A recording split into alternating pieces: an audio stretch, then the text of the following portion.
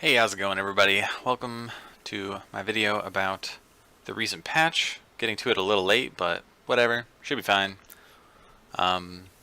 Maybe even better since I've had a few days to play on it and form my opinion about certain things. So, yeah, let's just jump right into it.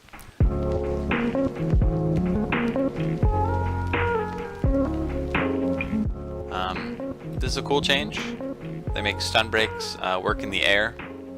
For certain ones, I don't know exactly which ones or which ones can't or what, but sometimes you get stunned or whatever in the air and you have to wait till you fall down to be able to stun break it, which would cost you your life sometimes. So that's nice.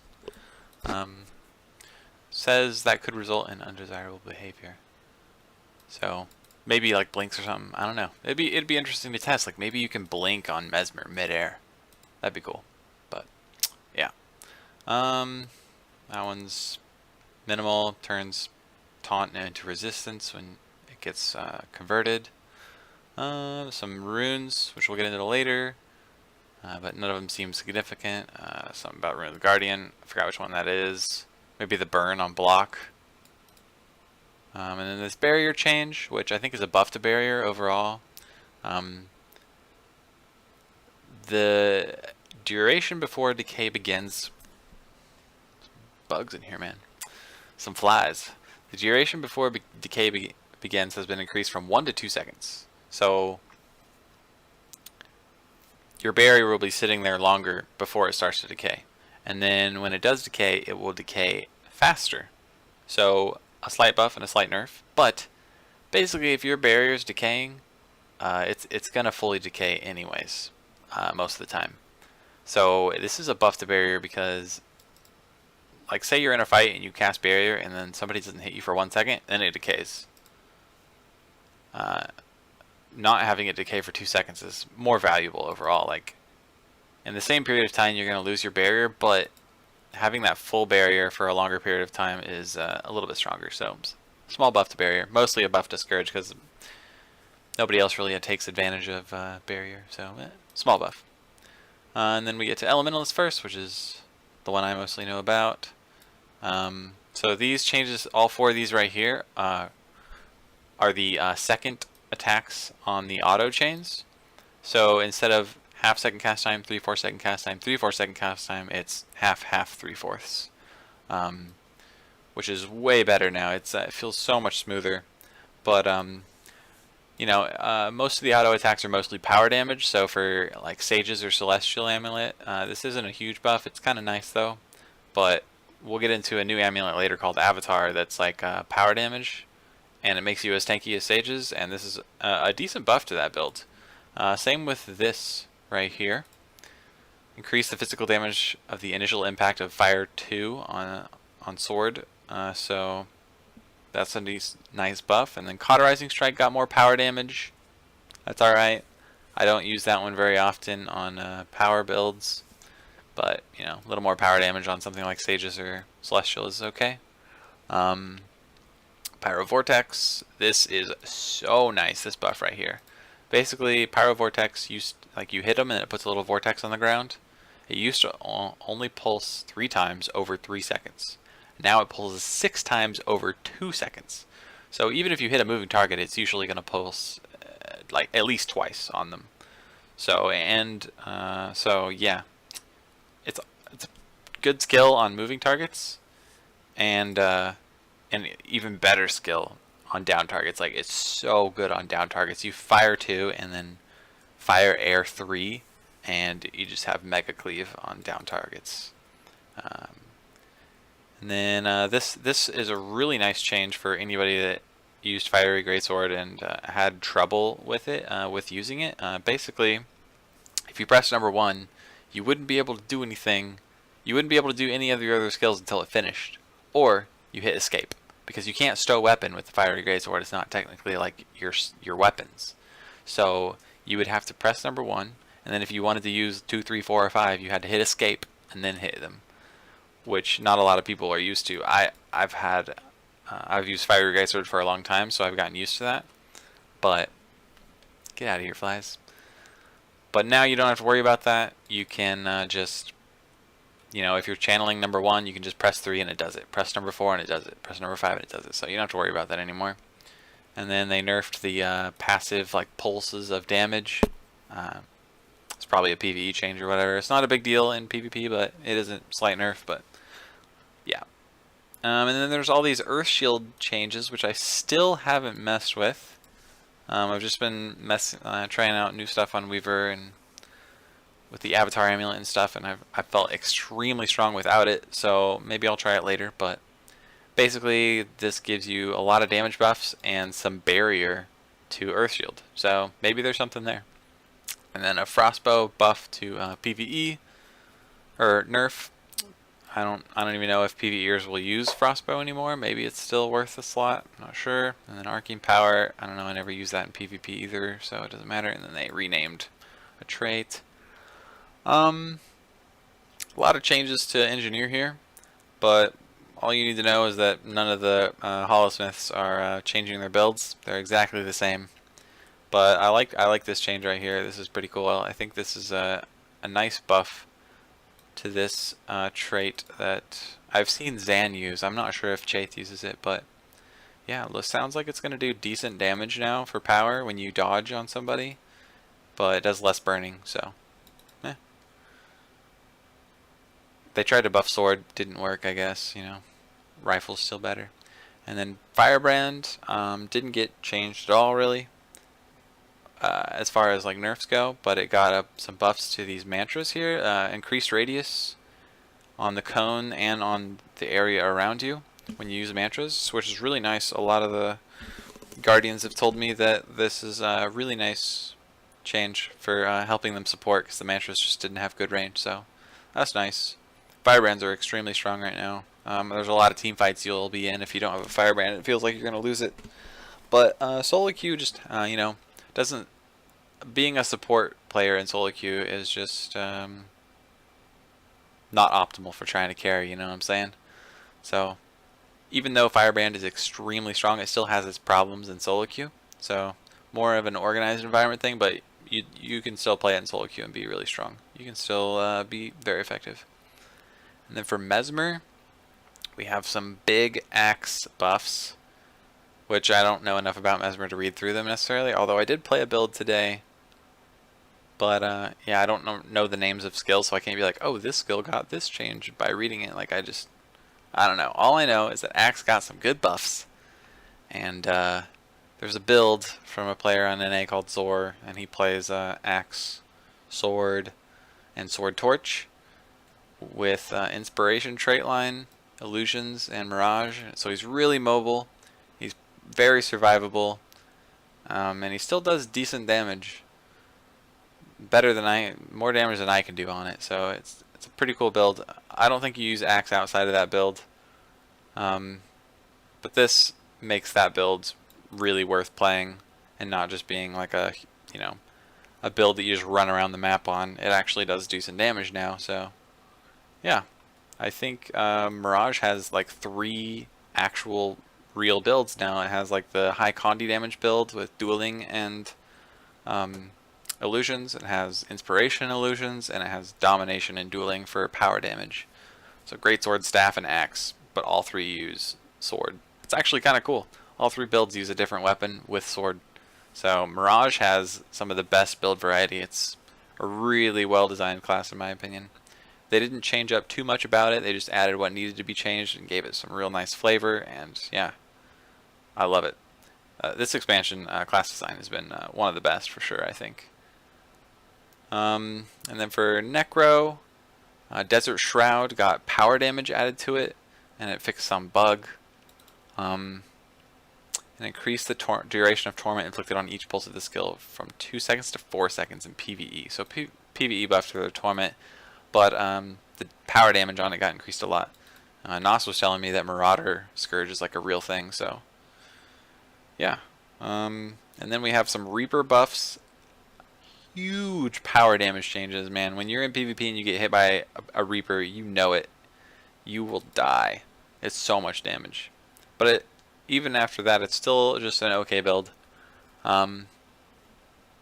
It's good, but yeah. I don't know. I don't know what to say. Like, Scourge is really strong now, so compared to Scourge, it's relatively the same, you know? Or of a lower power level, even with these insane damage buffs. A lot of what you can do on Scourge is just more applicable. Where Reaper struggles to get damage on people when it's in Shroud, but when it can, man, it's heavy damage. I think there might be a lack of Reapers out there because they like playing Scourge. Reaper might actually be pretty good, but overall, not as strong as Scourge, but still crazy damage. Sand Swell, this skill can no longer be cancelled by other skills before the portal is created. Fix an issue where the displayed casting time did not reflect the actual casting time. Interesting. I don't know what Chilling Scythe is. Rending Shroud. Wow. So, see, some of this stuff I don't know about. Yeah. So, anyways, there's some interesting changes to Signets here. I'm not sure if that changes anything. This Plague Sending one, I looked at it earlier, and I feel like it's both a cool idea because it makes it interactive rather than passive, but I think it's an actual nerf. Because when you go into Shroud, you don't mind having the conditions on you very much because you're tanking them with your Shroud. You want to remove them when you don't have Shroud up. So this makes it to where you enter Shroud and then it transfers 2 conditions, which can be powerful offensively, but sometimes you want to transfer those conditions defensively at the same time. So this is, I'd say, slight nerf, slight buff, and depending on the situation, we'll see. I don't think many Scourges these days. NA is really catching on. I just caught a fly, dude.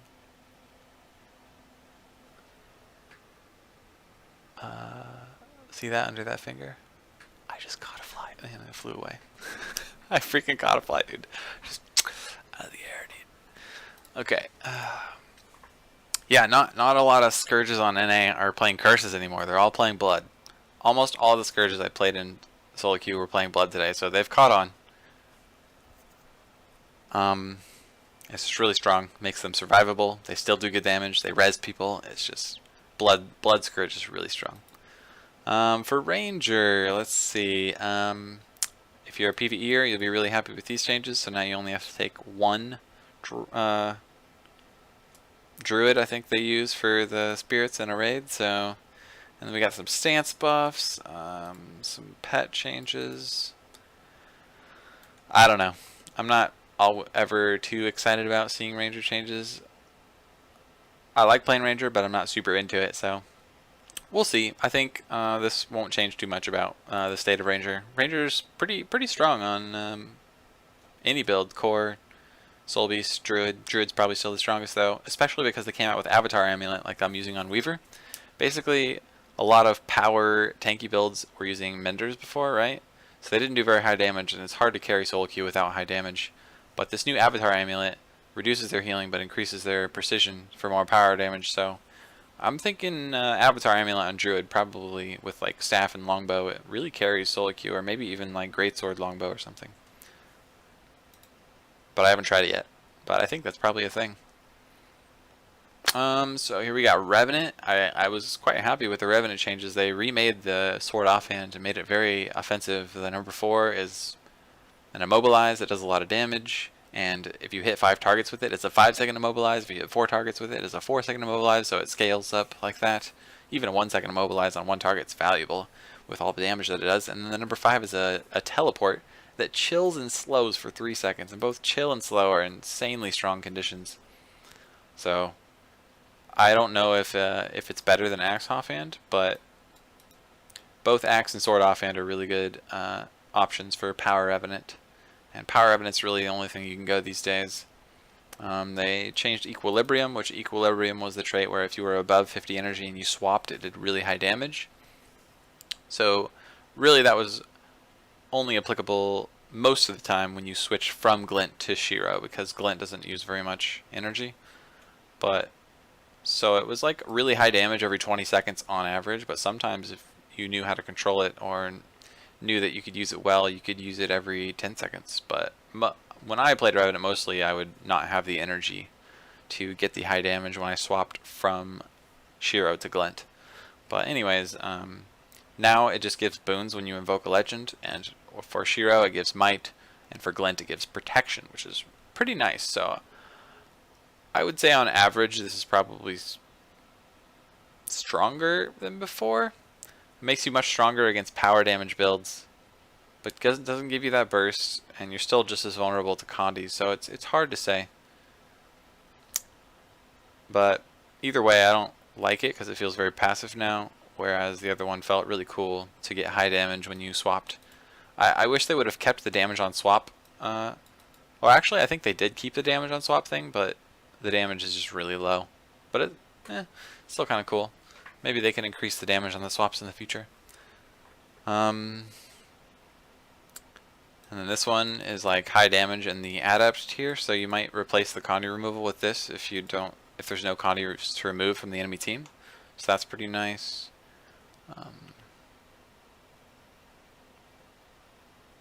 Okay. Whoa. Incensed response. Increase might stacks from 2 to 5. This trait now requires you to be the source of fury in order to gain might. I think that's in Glint. So, yeah. That sounds maybe good. I don't know. Maybe with these changes right here, you'll just have like perma 25 might. I don't know. But yeah, I like the Revenant changes.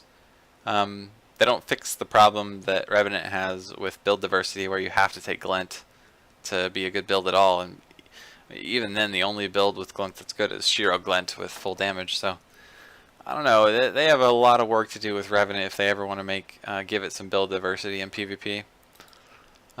Thief, the big one here is Unhindered Combat. So this is the trait that gives you dash.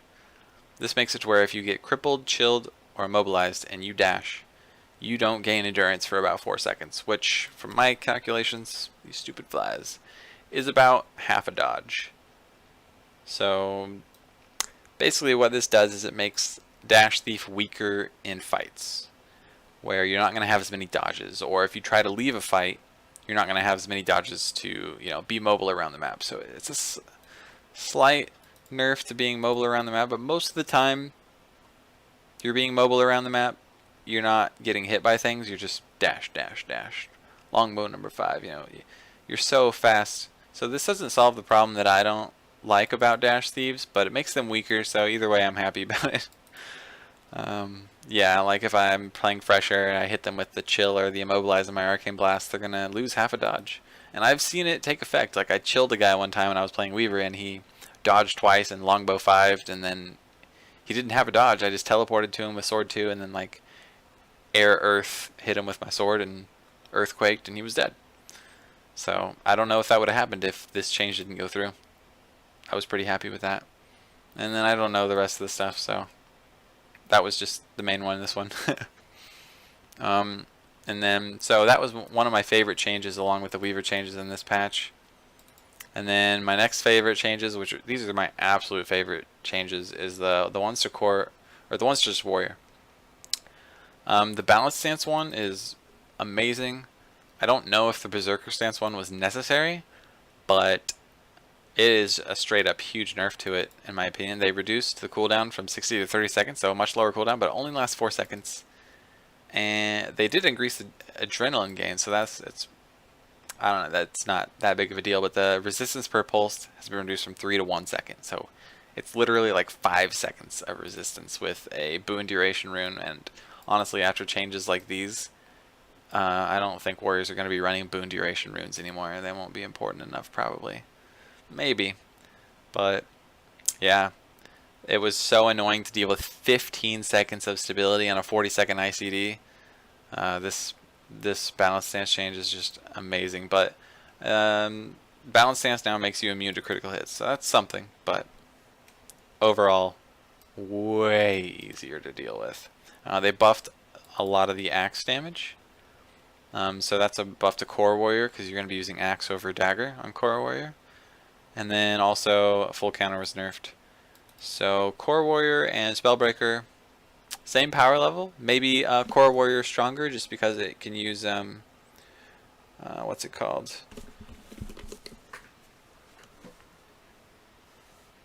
Rampage, the elite. It can use that more reliably because it can take strength, discipline, and defense, whereas if you're a spellbreaker, you can only take discipline or strength. You have to take defense no matter what, pretty much. So, yeah.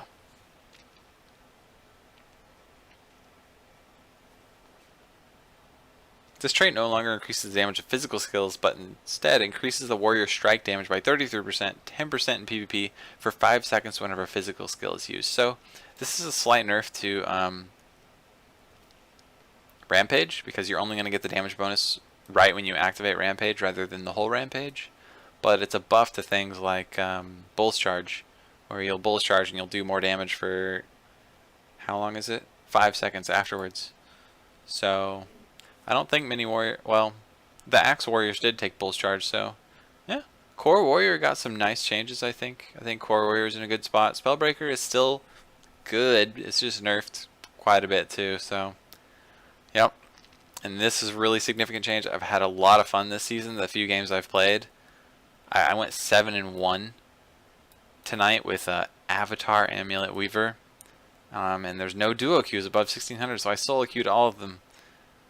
This amulet right here, this is the way to go on Weaver. Avatar, Power Precision, 1050, and then Healing Vitality at 560. So with Sages you had Power and Condi at 1050, and then the same Healing Vitality.